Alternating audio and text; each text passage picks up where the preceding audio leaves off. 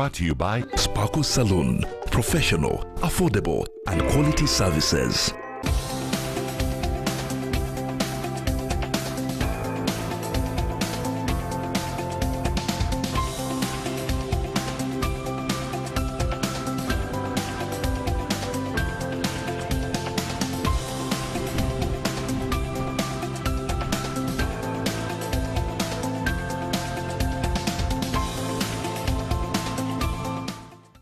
On this beautiful Sunday night, we are coming to you live from our Nile Serena studios. This is Perspective with Josephine Karunji.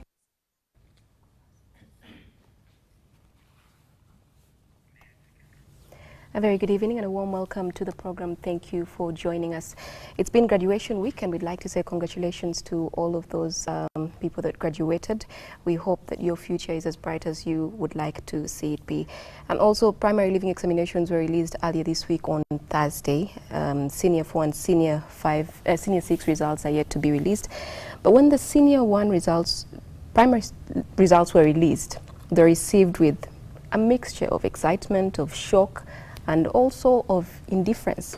So tonight on the show we look at our education system. Maybe it could inform the reactions that the parents and the students and the pupils had to these examinations. And one of the questions we will be asking ourselves is, are we trying to make fish climb trees or are we not? Joining me in the studio tonight, I'd like to introduce my guests. I will start with Dr. Goreti Nakabugo, who is the Twaweza Country Lead and Regional Manager, Uwezo East Africa. She's also the Vice Chair of Chambogo University Council. A very warm welcome. Thank you very much, Josephine. All right. And right next to her is Dr. Lawrence Muganga, who is an author of the book, You Can't Make Fish Climb Trees. You can clearly tell this is where we are getting our conversation from. He is also a public policy practitioner. A very warm welcome. Thank you so much, Josephine. All right. Well, let's say it as it is.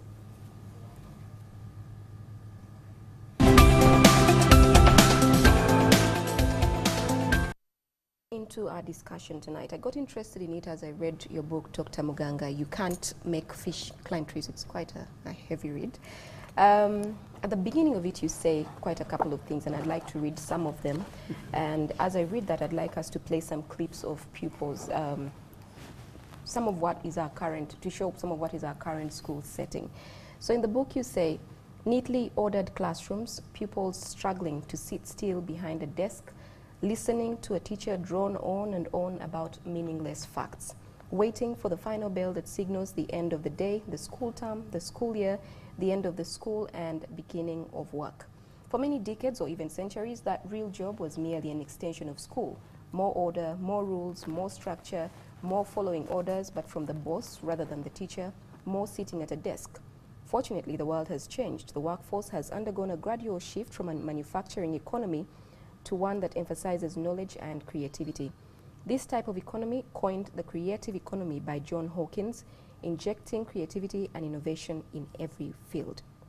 So basically what you're saying is we're in a creative economy, but we are being taught in school as though we're in a manufacturing economy. That's correct. Explain that. Good. Thank you. So I want us to give us an opportunity to understand what is education in the first place. So one thing I know it's not filling a particular vessel, right? Like they will come and pour something in my brain and then I'm educated. It is lighting that fire in every child. Extract that person who sits in that child. Take out their passion, take out their interests, and then let them thrive, become something they want to be in life. But where are we stuck right now? We are stuck in an industrial age education system. Now, what is that kind of industrial age? How did we even get to that place?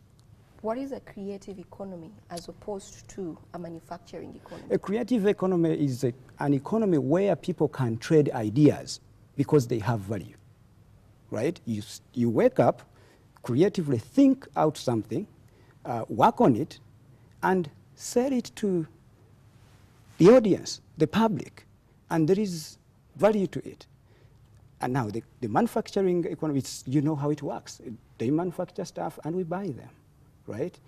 You sing, for example, and people get to enjoy what you sing, and they pay for that. You go somewhere to a show and they pay you.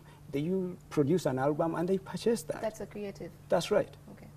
So you write a book and people have to pick something from that and they pay for that. You develop an app. Those who are computer wizards, I'm not, unfortunately, right?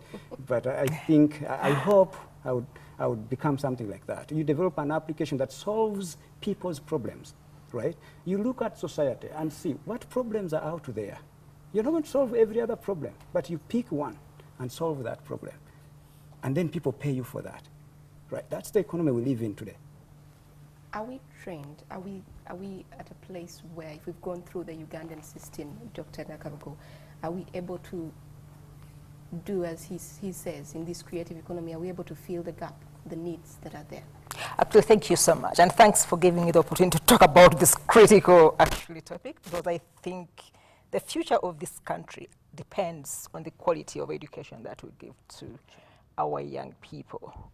And when we talk about whether education is able to deliver what he's saying, let's first understand the system of education that we have in Uganda.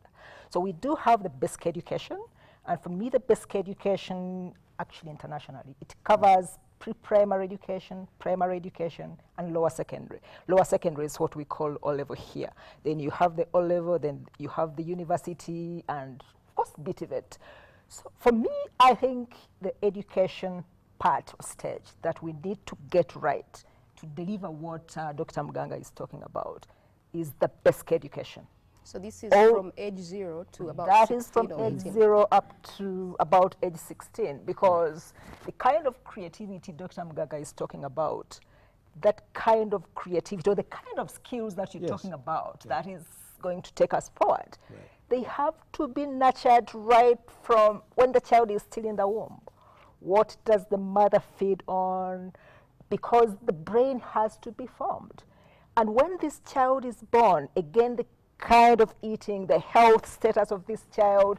But when we talk about education or the skills that we want, because, you know, the skills, everybody is talking about these skills. The employers are saying, our graduates lack these skills. What skills are we talking about? We're talking about attitude, positive attitude to work. We are talking about patience. We're talking about resilience. Right. We're talking about the creativity you're talking about. Correct. It's not, I mean, these skills are not only going to be nurtured by the formal education system. They have to be nurtured from home. So actually the education system that we are talking about is going to be, or the quality of the citizen that we want, or the graduate, they have to be nurtured from home up to university. And why I'm saying basic education is important is because it's the foundation. If these kids have acquired these skills right from home, I mean, Josephine, you'll agree with me that some of the skills that you have, or the competence and values, they were not really taught. Some of these values are not taught. They acquired from home. So, but if you acquire them from home. If we're leaving home out of the equation. And the school system actually is also reinforcing them. So by the time they reach university, even if at the university, I'm not saying the university should be teaching theory, of course they should also be reinforcing these skills. Yeah. They've already acquired them. In Uganda, there's what we say, akacha mamamela, or again reinforcing the issue of foundations. Once you have acquired some values or competences at an early stage, it's easy to actually grow them. But it's hard to actually catch them or acquire them when it's late. So everything around us has changed over the last 150 years or so years. Yes. Right. So the cars are different, the phones are different, but we still have the same classroom blocks. We still sit children and pupils in the same order. I mean, look at the audience, they're all sitting in the same order. We're still doing things a certain kind of way. Why are we treating all children the same? When you go to the doctor and you say, these people are all sick, and the doctor doesn't say, give all of them Panadol. The doctor has to say, look at every one of them and, you know, feed the need they have. Why are we dropping kids in a class and saying, give them the same information? Dr. Muganga. Yeah, thank you again. So that takes me to a certain study I stumbled on recently by NASA. two very good researchers, Land and Germain. So they did a longitudinal study. So longitudinal meaning like they got a group of kids, 1,600. So studied like, examined them at age 5, and then examined them at age 10 and at age 15. So what were they looking at at that point in time? They were looking at their imagination and their creativity and innovation. So at age 5, these kids were presented a problem. But 95% of those, they came up with a solution. Now, come age 10, only 30% could only come up with a solution to the problem. Come to age 15, only 2% managed to come up with a solution. What is the denominator there? The denominator is the school they have been going through. School has educated them out of creativity. It has killed every other imagination, every other innovation, and it doesn't surprise us. We are the people we are right now, right? So, somebody might be listening and saying, is he saying we shouldn't send children to school? No, we have to educate our kids better. We have to differentiate two things. We have to understand what is school and what is education, right? We don't have to confuse the two. Actually, I would urge the audience here and every other student who is looking at us, watching tonight, right? Do not allow school to deprive you of education, because it's the #1 killer of education. Education is something that you go on with in life. But school will put you in some confinement. They teach you how to become, to obey instructions for the next 12 hours, right? And why? Because the industrial age era, 1900, when we had the Industrial Revolution, what the owners of factories and industries, they wanted workers who could obey the rules and deliver what they wanted them to deliver. So that's why we have the schools. The whole day they tell you, open page 6, you open page 6. Write down this, you write down this. You have a test, 2 minutes, you have 2 minutes. Now, I want us to think as an adult. If someone told you what to do for the whole day, what to do for the whole day, how would you feel? There's also then the question, and I'm going to ask this to Dr. Nakabgo, because you're teaching, you know, so you interact with these people. Isn't there a risk of then saying, so you want us to be free thinkers, you want us to be all of these things, and it could actually come out that you're saying it could be a thing that gives room for indiscipline? Can I jump in before? Yes. Yeah. No, we are suggesting, like what I talk about in this book, I suggest a way of looking at education, a new philosophy of education, a new method, authentic learning. Make learning authentic. How? Make sure that whatever you teach results into something that is real life. There's that Practical resemblance. teaching. Yes. It results into something tangible that can be shared with every learner's audience. Right? Now, that is what brings us to what Dr. Nakabgo is saying. When you bring everything to real life, it means you're going to collaborate, it means you're going to talk, it means you're going to solve problems, it means you're going to ask questions, it means you're going to be mentored, it means you're going to look for experts to help you learn. And then your teacher is just going to facilitate learning. After that, you become a complete person, but no teacher. Make no mistake, no teacher is going to teach all those things. No school is going to teach you those values Dr. Nakabgo is telling you. At a certain point, I know that there was heavy attention given to an apprentice, right? Now we have internships, which are about 2-3 months and sometimes 2 weeks. Is that helpful? I think there you're talking about students in higher education. Yes. But what about, because I really want us to talk about We're going this to go back to education them, but I system. would like to just find out if that's helpful in any way. Is it too late at that point? I think it's helpful. It's, you know, because I'm not so sure at the moment if all universities and all students, irrespective of course, they go for internship. But what I know when I was still teaching in Makerere University, a policy was passed that every student had to undergo internship. I know you have students from Makerere and Chambogo. Do you do internships? All of you? Yeah, So they do. I think it's really important. It depends on what they do there. Some, I mean, depends on the institution that hosts these kids. Some are really very, very good institutions. They nurture them. Would it help if they started at a younger age? Probably it could, but the kind of practical authentic learning that he's talking about, it can even be nurtured within the classroom. Yeah. There's what they call simulation or role play. That's right. Or group work and so on. I think what he is really, really against, what he's talking against about, is this issue of authoritative teaching, where a teacher thinks the child is an empty vessel. Yes. They are there to be filled with knowledge from the teacher. But education that is empowering, Yes. I think the role of a teacher is still very important to kickstart and trigger that thinking. But let the kids fly and think.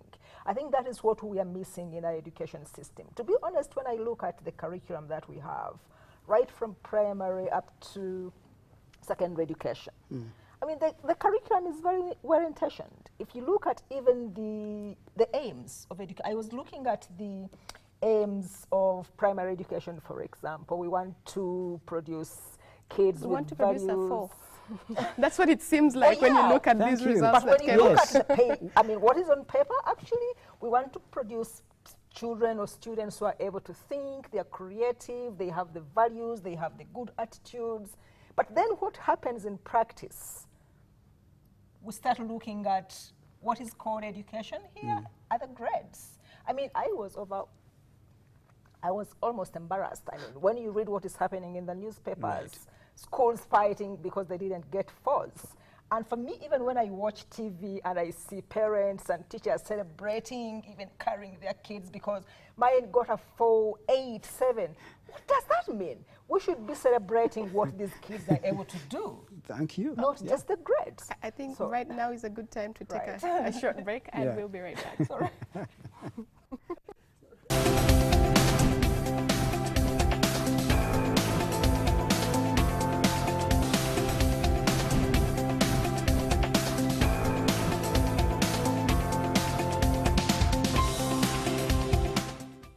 Welcome back. We're coming to you live from the Kampala Serena Conference Center, Nile Room, and tonight we're talking about our education system. So there are people saying we need to overhaul it. There are people saying maybe just tweak a bit and all of that. But we're talking about the recently released PLE results and the way a number of parents were crushed because they took their kids to these schools and they expect 4, 4, 4, and the schools didn't get 4. And the reactions, and you were saying that that shouldn't be the factor. Yes. So if you were talking to a parent right now who is watching and they can't believe you, how can you say 4 is not a factor? What would you like to say to them? I think what I would want to say to the parents is that they should be more concerned about what that child is able to do. What kind of skills, knowledge, values and attitudes did they get out of the education system that they should be talking about? Of course, I get their concerns, because if they want to get their kids to good schools, of course, there's that competition. The good schools, there is, of course, that competition. But I think that is where, as a nation or as a system, we have to get it right. Because I tell you, if you have a child who has studied in a rural area, if I was an investor in education and I started a secondary school, I would go to the rural areas, look for kids who have got 2nd grades and 3rd grades, and bring them into my school. I'm not saying people should not get 4s, but these are kids who are learning from really, really different environments, but they're able to actually score the 3rd grade, 2nd grade. So I tell imagine you, if you take them to a good school, those are the first classes actually you get in the universities. Right. Those are the ones you get. So Dr. Muganga, I'm Yeah. curious to hear what you think about the situation that's happening right now. Right. The WhatsApps have been flying, Yes. with Facebook, everywhere. Yeah, I would say that this is the right time. we have to step back as parents and teachers and every other education stakeholder. This provides us with an opportune kind of time that for us, all of us, we need to think and talk to each other. This is an opportunity. Since when did a number define who I'm supposed to be, who your child is supposed to be in the next 30 years? Honestly, let's be honest to ourselves. If great performance in school does not result into success in life, if that is true, then we should stop telling ourselves that this is true. Now, let me give it a context. Imagine every primary 7 student has to sit for exams, right? That's why we need the fourths, right? Yeah. 4 exams. That means 2 hours every other exam, right? 8 hours for the 4 exams. This kid has been studying for the last 7 years, but we have the guts to determine their future in only 8 hours. 8 hours. When you say it like that, we're really teaching fish to climb trees. If you ask the audience here, and if they are to be honest to you, like if a history teacher stood in front of you, there are some who want to be firefighters, others want to be police officers, others want to be pilots, but we are pushing them in a corner where they don't want to be.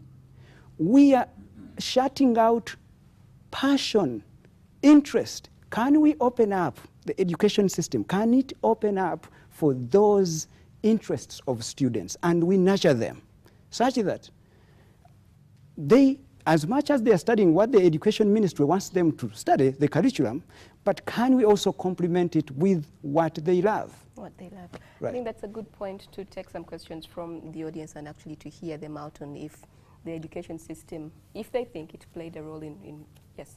All right. Just please tell us your name and where you're from. Okay, my name is Akato Gilbert and I'm a student at Chamber University from the Department of Education. Yeah. So I would like to know, should we scrap off some of the subjects on the syllabus, or we need to train the students how to apply the knowledge and skills that we have got to the physical world? Thank you. All right, yeah, very good question. Thank you. So I wouldn't go the route of scrapping, because what is not your interest is someone's interest, right? But how do we make that subject relevant to solving the problems we face in society on a daily basis, right? Instead of having you sit in a classroom for the next 3 years, yet the real world doesn't resemble like that classroom where you seated. The real world looks like this. It looks like you'll talk to your friends, you'll network, they will have problems, they'll come to you, you'll help them, you'll do different work, you'll do sort of things. But you'll not sit on your desk still, wait for a handout, read it, memorize everything, give it back to the teacher, and then you get your first class. And then forget it all after. And then after that, 3 years, if they asked you, definitely you don't remember much. If you are so smart, you remember 25% of that. Is that what we want to be in life? No. Okay. So Well, do we Okay, and as you respond, I'd like you to pass the microphone to the next person. And yes, do we want Dr. to Nakama. scrap off some subjects or not?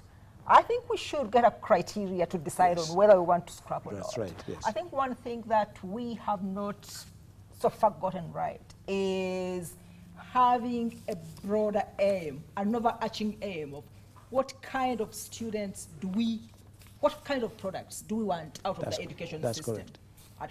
At the end of primary education, secondary, university. And once we have defined that, then we can look at the kind of subjects and content we have. Is this actually helping us to get where we want to be? But I think, I don't know, we have teachers here in the audience. And we'd like the teacher Of to course. speak How and many share with us. times Yes. do we go back to the aim of education before we even start to prepare our lessons? And check, are we actually contributing to getting the student or the product there? We normally just... Oh, are we following a template from how many years ago? Yeah. Oh yeah, around since 1900, right? Yeah. We want to cover the content Yes. and syllabus. Yes. Oh, okay. Let's take the next question. Yeah, thank you, moderator. If you don't mind, you could stand so we could. All right, thank you Yeah. so much. Thank you, moderator. My name is Juma Mugaya. I'm a teacher by profession, and I'm in class teaching. You've asked a very important question. How many times do we refer to the aims of education before we go to scheming and lesson planning and so on? Actually, in our training, we're trying to always refer to the aims of education and so on. And exactly, the criteria of scheming and lesson planning is based on that. So we always refer to that. And in all the schemes of work, and I think all the curriculum books that we use to scheme and lesson plan, those goals are there. Those aims are always there. Now, my comment would be that I think we are judging, or we're making judgments just from one point of view, that is from the grades. And we all think that all those people who have not gotten first grades or 4 in, for example, PLE, are not up to standard. I think if the community or the country stopped judging pupils by that standard, maybe that would change all things. Thank you so much. Thank you. I'm just curious to know which school exactly. Yeah, Kisas College School. Kisasi College School. Do you think it's important, this certificate that we get, the primary living certificate, is important? I know there are schools that do, international schools don't necessarily do the exam. I think it's the way how the education system is structured. At the moment, it's important because it gets you to the next level. And at all level, it takes to the next level. At the university, even when you're going for jobs, I mean, these certificates in Uganda, they are still important. They get you the job.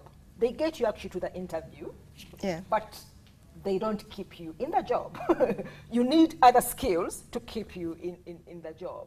So that is why I think we need to go beyond. Yes, they are being used to select kids for good schools, but as parents and employers, or even leaders of this country and citizens of this country, the grades alone are not important, because the grades are not the ones which are going to do the job. So I'm curious, when you look at the results that just came out, and of course parents were devastated, but the only thing you're going to present to the secondary school you want to go to is that 4, 5, 6, 0, and the school is going to say, if it's not a 4, we can't even look at it. But a child has had a good grade from grade 1. They've had 4, 4, 4, 4, 4, but something happened and they didn't get that on this final day. But you're judging them by this one moment. That's not right. But also there is, UNEP actually started experimenting with this kind of grading schools. They call it the value added, the value add-on. Tell us about that. What is it? So, for example, instead of ranking schools, depending on how many first grades or 4s they have got, you look at the kind of value that they have added on the kids. This can be more explained if you look at O-level. The results for O-level about to come out, I think, in a few weeks' time. So instead of ranking schools by how many have got first grades, you look at the quality of kids that entered in these schools at the end of primary 7. You might find a school which got the majority of the kids might have got 2nd grade and 3rd grades, but at the end of O-level, these kids have got first grades. So it means that they have added value on these kids. So Dr. Muganga. Yes, so you asked a very good question. Is this certificate important? In the industrial age education we live in, yes, it is. Because the system wants to process you from class 1, they process you to another, to class, until you finish, you get out of this system. It processes you like in the factory, how they process what? Milk. Exactly, until you're a final product. The question is, yes, is there a final consumer who is ready to take you on? Now, that brings me back to looking at those results as they came out. you talked about something very important.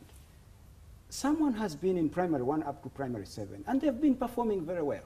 And you those final exams are determining their future in 8 hours, right?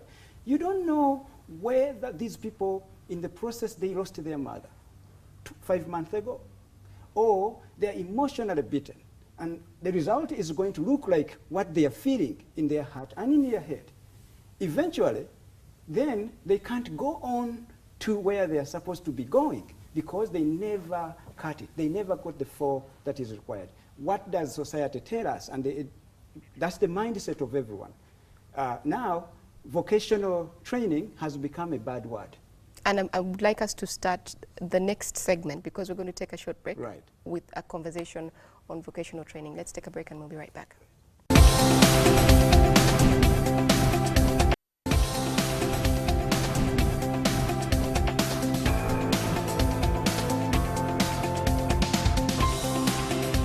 Welcome back. We're coming to you live from the Kampala Serena Conference Center, Nile Room. Well, just before we talk about vocational training, I wanted to take one more question from a teacher in the audience. Yes? Thank you so much, Mr. Moderator. I'm called Lona Akela and I'm a teacher by profession. Way back, according to USA education system, there's a way they discover the kids' talent and they groom them in that way. But in Uganda, that is not the case. You find in village schools, in villages, you find kids trying, those young boys trying to connect wires everywhere. That is their talent. So I was requesting if the curriculum development people could at least adjust a bit so that they give that room for practical ways, for practical skills to develop more than, because I'm seeing our curriculum is basing mainly on theory than practical. Okay. Thank you so much. Would you like to respond to that? Yeah, I think it's good that the individual talents are identified when the kids are still young. And that is actually nurtured within the education system. But that should not stop a kid's also experiencing the other aspects of the education system. I think the reason why we have kind of a formal curriculum that kids at a certain age, pre-primary they should study this, at primary they should study this, because there are some generic skills and competences and knowledge that kids would require, which actually might help them in that other talent that they have. If we talk about the basics, for example, of reading and counting, especially reading, everybody needs to acquire from the education system when they're still young the skill of reading. That is when they can actually read more and even perfect the talent where their passion is. This is something that we have been talking about even with the musicians, where they say, oh, they should have a certain basics of education, and people say, no, if you have a talent, you should just jump into it. I think there are some skills that we need that will trigger even more further learning, what we call lifelong learning. Okay. Yeah. Let's take another question. Thank you, Josephine. Dr. Muganga. I have just two questions, and not like questions, but yeah, in your book, you talk about overcoming educational malpractice through authentic learning. Well, this to me looks like I need you to throw more light on how our education system is a malpractice. Then secondly, I want you to talk about the processor, okay, of the education. Look at this, does authentic learning address the fact that the processor, who is the lecturer, for instance, a lecturer of business, who has never owned even a small mobile money shop. So how do they actually, how do you teach someone to be a doctor when you actually cannot be one? How do you teach someone to do business when you don't even own a very, very small business? So throw some more light on authentic learning and the processor. Very Thank good. you. Actually, you have answered my questions, but thank you so much, Bruno. So why do I think there is a malpractice in education as we know it today? Who has ever studied history here? All of us. All of us. By default. Who is a student and when did you last study history? Maybe who has studied history in the last 3 years? Okay, very good. You studied European history, right? You studied paper 6 African history, right? I studied it like, I think, 18 years ago, right? That's the same. Do the math. Do the math, exactly. That's the same. So now, if we are still studying something like that, shamelessly, if you asked me that, has it added any value to me? Zero. No. Right? And I'm not alone. Now, think of all of you here, you have passions and interests you have aspired for a long time, but you have been seated in classrooms. Like I said, you get to be processed. If they don't process you well, you repeat until they process you better. In university, you get a retake despite the circumstances. And when you get out, your parents told you, go to school, my son, my daughter, make me proud. When you get out, the vice chancellor, eloquently, in his academic gown, tells you that we have really done a great job. Go out there, you have no excuse not to succeed. Is that true?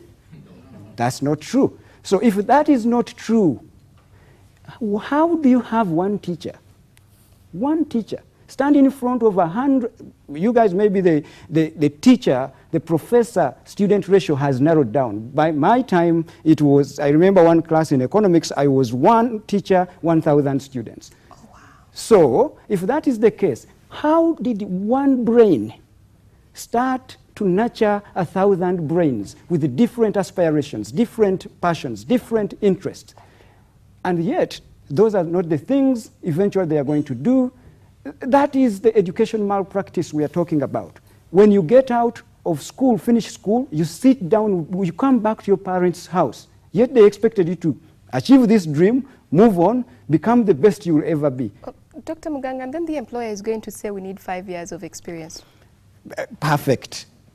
That's what I've been, I was going to talk about it when Dr. Nakabgo had finished, that why can't, we don't need reforms.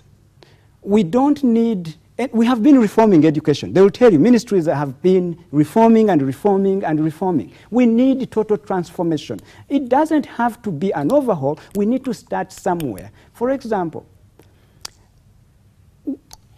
you have been sitting in a classroom, for the last 3 years. But once you finish, maybe if you're lucky, you have got an internship of 3 months of some sort. When you get out, then they're going to ask, an employer is telling you, there is no advert of a job out there. When they are telling you, come in, we are asking for 0 experience. If it is there, I will apologize after this show, if you have seen it. It's nowhere to be seen. But where have you got an experience? Why can't we transform the way we teach such that you get out with experience? That brings me back to what Bruno asked. You find many students doing, for example, just hypothetical, I'm not just pointing out one course or anything. For example, business administration, right? And someone is teaching entrepreneurship. This teacher has not even a stand somewhere that fries, you call them Rolex? Or sells some kiosk selling something. Doesn't know how business fails, like the businesses, how they fail. Doesn't know how they break even, they don't know how they make money, but they're teaching business. Can we do something about that? That's the education malpractice we are talking about. I think now is a good time to talk about vocational schools and to ask ourselves why we don't hold them at the same standard as universities. Are they less? Are they, because when you tell a student, so you didn't get the degree, now you're going to a vocational school, it is the end of the world. I think at some point, drawing from the recommendations that were made by the Professor Kajubi's report, the Education Policy Review Commission, there was that proposal to vocationalize the education system, especially I think, right from primary education. And what the recommendation there was that mainstream and integrate some technical and vocational training within the mainstream schools. I still think that is still a good thing, such that every child going through the education system acquires some kind of practical skills. But to say that you're going to just vocationalize education only, that kids are only learning practical skills, it's also not a good thing, because even the practical skills we're talking about, the vocational education, has some theory behind it. Right. I remember one time I went to somewhere in a rural area. The university had collaborated with local government to train our students to do things practically. And I went and saw, it was about fish farming. Right. So I saw the pond that had been actually developed and constructed by a university student. It was so different from what the locals had actually done, because the university student had the theory behind how does the fish grow, how does it breathe, So what it was kind an of upgrade. environment. So in a way, the vocational that we need has to be supported by the theory behind it. Yeah. You don't just go into something, into the skill. So I think where we need is to combine the two. The truth is that I think we shouldn't say vocational education is inferior. True. They should actually supplement each other. Just quickly add on what Dr. Nakabuga had just said. Here is the thing, that where we are in the, everyone has a phone, right? Most of you even go an extra mile of having data on those phones, right? So that means you are able to read anything you wanted to read minus the teacher giving you this information, right? The theory. The teacher needs to point out important information that you need to read. Then spend the rest of the time, if he's facilitating that process, to do the fish ponds and practically, right? Now, coming back to vocational education, I will, and this is where we have an opportunity.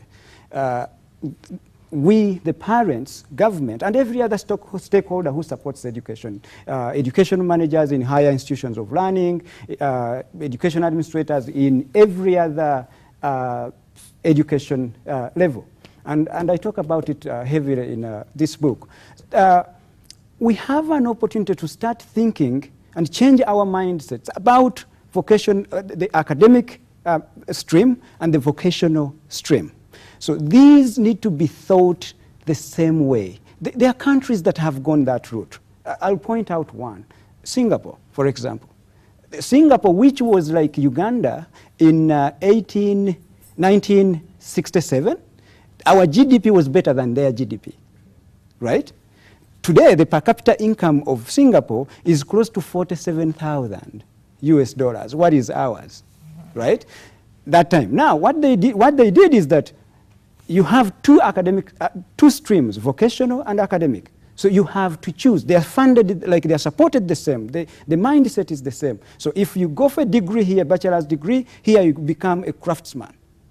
If you go for a master's degree, here you go for the senior craftsman. If you go for the PhD, there you become a master craftsman. Now the chances are that actually the folks who have gone this stream are actually outperforming the folks who have gone through the academic stream in terms of the income they collect annually. I think that people are different. So you might have people who are the academic route, and then you might have people who are craftsmen? Yes. Okay. Yeah, actually, I think we need to take seriously the bit of it kind of aspect. Because and Dr. Nakabuga, these are your closing remarks. Oh, really? Yes. Okay. I have about 3 minutes to go. 3 minutes. So one, I'll use it on the bit of it. Actually, the kind of unemployment that we are seeing here is actually artificial, because there are so many jobs. I'm looking for an electrician in my village. There's only one. So there are so many such jobs, yes, but we haven't yet created They them. all have degrees. So yeah, they all have degrees. So I think in conclusion for me, the kind of education system that we aspire to see, or the kind of graduates that we want to see, they actually have to be nurtured right from birth up throughout. So I think where we have gone a little wrong is that we take these kids through the education system, teach them the content of the curriculum, whereas the aims of education actually show that we want to create kids who have good attitudes, they have values, they are creative, they are critical thinkers, they are confident, resilient. The reality. But when it comes to the teaching, we are teaching them to pass exams. And at the end of the day, we have actually not created them, developed citizens who are going out there to make a difference. So as Dr. Muganga was saying, actually, a lot of what we have learned in school, when you go to the world of work, a lot of it is not actually applicable. Or a lot of it you actually need to read up afresh. Sometimes there's what they call jobs of the future. Sometimes we are trained, and when you go there, actually, the kind of knowledge that you learned is no longer relevant. But once you acquired these skills of lifelong learning, you can read for yourself, and actually you don't have to go back to be trained. You can train yourself because you already acquired. You can educate yourself further. So like you said, it doesn't end there. Dr. Muganga, I'd like you to close, but I'd also like, in your closing remarks, is it important that parents start to hold institutions accountable? Thank you. Yeah, I'll close with this. Like I said earlier, if it is true that great performance, you come out of university with a transcript that is as shiny as diamond, that does not result into success in real life, if that is true, then we need to do some soul searching. Not only students, parents, educators, education policy makers, government officials, every other stakeholder. We need to step in the shoes of parents who every day have to spend massively to educate these children. But at the end of the day, they come back to sit with them at home. Then we need to tell ourselves the truth, that there is something wrong with our education system. Do we have to change it? Yes. Like when? Yesterday, actually. If not last year. If not 10 years ago. If not 100 years ago. We need to change. Josephine put it clearly. Everything around us has changed. Mercedes-Benz, you know them. If you look at a Mercedes-Benz of 1886, it was like a bicycle. Today, how does it look like? A phone of 1967. Look at a phone of today. Why is it that education is not changing? We still sit like that. If that is the case, then let's change these things. The educators and the government need to rethink this as fast as possible, right? So coming back to what you... Should parents hold institutions accountable? Very much so, because this is now when I encourage parents to step up, be part of this mix, be part of your child's education. Be your own children's advocates. Talk to your teachers, starting at primary. Go up there. Advocate for changes in education. Advocate for real life education. Let education, like what you study in the classroom, look like what actually happens in real life out there, in the real world. All right, all right. Thank you. Our time is quickly spent. I would like to say thank you very much to both of you for taking the time to come and share with us, especially in this particular period, as we wait for S4 and S6 results, and as we just received the P7 results. Well, that was Perspective for this week. Thank you, our studio audience, for coming all the way to join us. Coming up is NTV Weekend Edition with Sandra Twinodio.